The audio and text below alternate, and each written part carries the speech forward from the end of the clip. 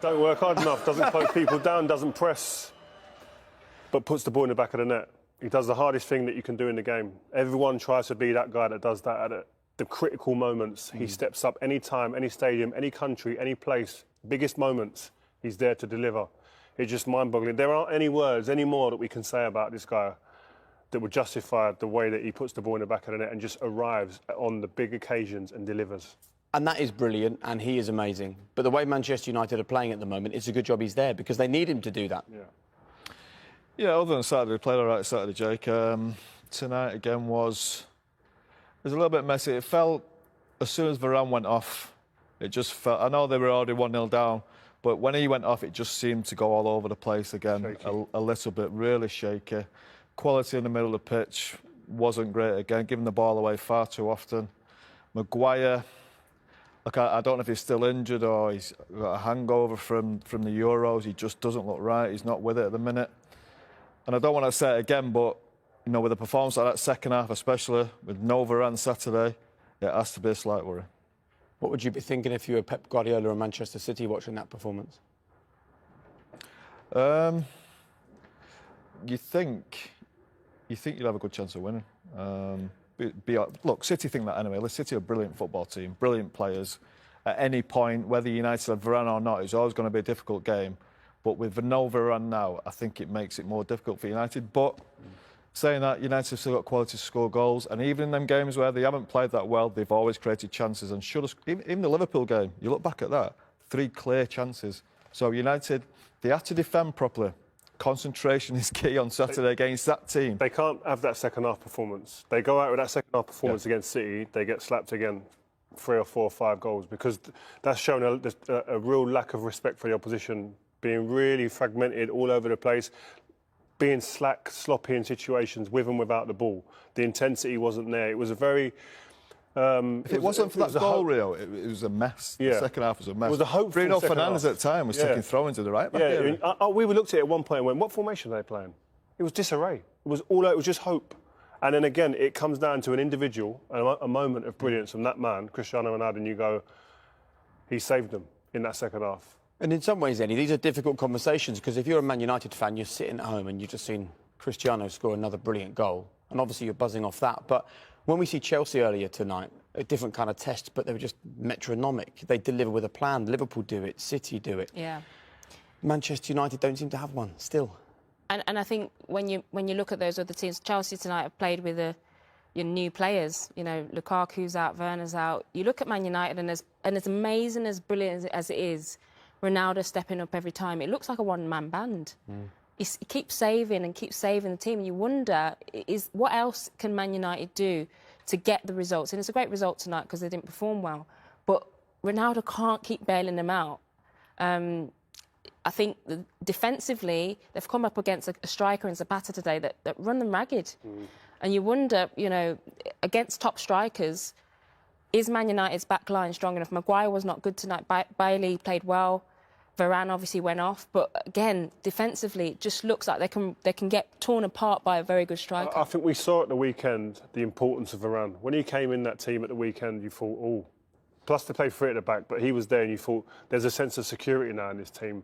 He covers both sides very, very well. We're going to go through the goals, but as soon as he went off that pitch, they just looked so shaky, a complete lack of confidence. Then they changed the system as well, went to a 4. And then it just looked like, wow, they could get through this team at any point. And it went back to type, which we've seen from the beginning of the season, where you think they're easy to play against, they're lacklustre without the ball, and they're going to concede chances, if not more goals. And again, they were fortunate not to concede any more, and then the great man steps up. Welcome back. Oh, what a dramatic Champions League season we're having here on BT Sport. These are the results from tonight. A 2-0 win at home for Villarreal. Manchester United with the draw, but crucially, if you take a look at the table, the maths tell us that draw means a win away in the next game in the Champions League, and Manchester United qualify, thanks to Cristiano Ronaldo. He's with Des. Cristiano, congratulations. What a fantastic finish to the game. You've rescued it again. Well, it was a difficult game. I know that when we play in Bergamo against Atalanta, it's always difficult. But we believe until the end. And I helped my team to do it 1 point, and I'm so happy. We saw that character. You never give up, do you? Exactly. We never give up. We believe until the end. It's good. Good result for us, I think. Yeah, it could be a very important point in this group. But in the first half, you're missing a lot of tempo, some sloppy balls, but then it all came together for the first goal. Yeah, in the beginning was tough. We knew that Atalanta will do it, a lot of pressure. They have a fantastic coach. They know what to do all the time in the pitch. I know because when I play in Juventus, they're always difficult to play against. And but I think we do it our job. We defend well, and we had a little bit lucky in the hand that I scored a goal. But this is football. Yeah, there's some problems at the back as well. Still some things to be fixed. Balls over the top. It's normal. We have to still improve. As I say many times, we have a different players, different system. The football is different. We have to adapt with each other, but we'll take time. So, in my opinion, we have time to improve and to be better. Thank you, Cristiano. Thank you very much. Interesting first half. That's made up for what we saw in the Chelsea-Malmo game earlier, hasn't it? Look, long periods of toil for Manchester United, but yet again, someone just appears in the right place at the right time and does something amazing. We're getting used to this. Wow. What more can you say about this guy? What he does? He just turns up in the club, the team's in need, and you're looking for a moment. But this isn't just about him. This is about three players who are going to get highlighted in a minute. But Fernandes, the ball into Ronaldo, and then this is when it gets to Greenwood, it zips up. The pace of the play just goes up a notch. Bang, straight in there. Beautiful touch, layoff, and then there he is, the man that does that in his sleep. Yeah, it was a great goal, and I actually think that little back heel from Fernandes is the best part of that. I think it doesn't sit the keeper down. It sends him a little bit to that left-hand side, opens a big gap up for Cristiano. And, as Rio said, you normally take that first time, don't you? But that first touch is brilliant, just in front of him, sets himself, all the composure in the world, and buries it. And you seem to be a man who looks more at the overall performance than little individual moments. So do you look at that first half and think, oh, not great again? Or do you look at it and think, brilliant equaliser, let's push on? Probably not great again. Yeah.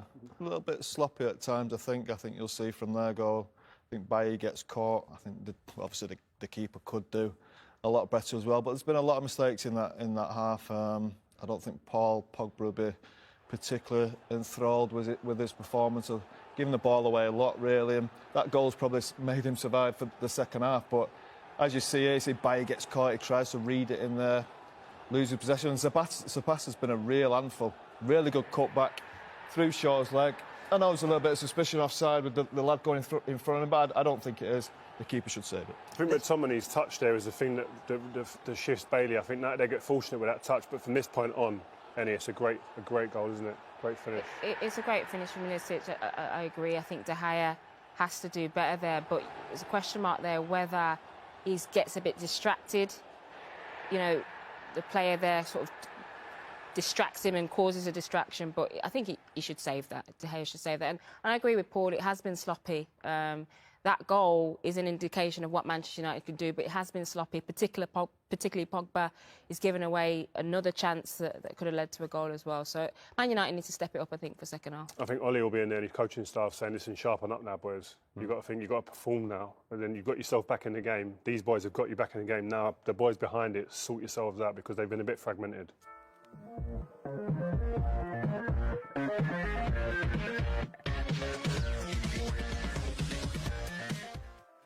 Barcelona staff are set to travel to Doha to finalize Xavi's appointment. Barcelona will step up their efforts to bring club legend Xavi back to the Camp Nou as the next first-team manager. Since the sacking of Ronald Koeman last week, the 2010 FIFA World Cup winner has emerged as the favourite to replace the Dutchman. In fact, there have been claims in the media that the 41-year-old Xavi has already reached full agreement to take charge of the Catalan giants. However, talks with his current employers Al Sadd are proving to be tricky. The Qatar outfit have issued a defiant statement last week claiming that he still had 2 years left on his potential contract and that they had not received any official proposal from Barca for Xavi. Following that, it was claimed that the club's owners wanted Barcelona president Joan Laporta himself to fly down to Doha in order to negotiate over a deal for the former Spanish international. and it seems like Barca are now ready to respond to their demands by sending a team out to Qatar in order to finalize the switch, although Laporta will not be making the trip. Indeed, as reported by TV3, the Blaugrana will be flying Vice President Rafa Yuste and Director Matteo Alemany to Doha to get the deal over the line. The pair will set out for Qatar from Kiev on Wednesday after Barcelona's UEFA Champions League clash against Dynamo Kiev, which will be played later tonight. They will be hoping to convince Al Sadd owners to part ways with Xavi while insisting that Laporta never lies to negotiate deals for players or managers. If things go according to plan, the 41-year-old manager will coach the Qatar Stars League outfit for the last time on Wednesday in a crucial top-of-the-table clash against Al Duhail. As per reports from last week, Barcelona plan to confirm the appointment of Xavi on Thursday and present him after the first team plays Celta Vigo in La Liga at the weekend. If all goes well, the club icon would be ready to take charge of the Catalan derby against Espanyol after the international break on November 20th. For now, it looks like Rafa Yuste and Matteo Alemany are set to fly out to Doha to wrap up the agreement. So that's it for this video. Goodbye.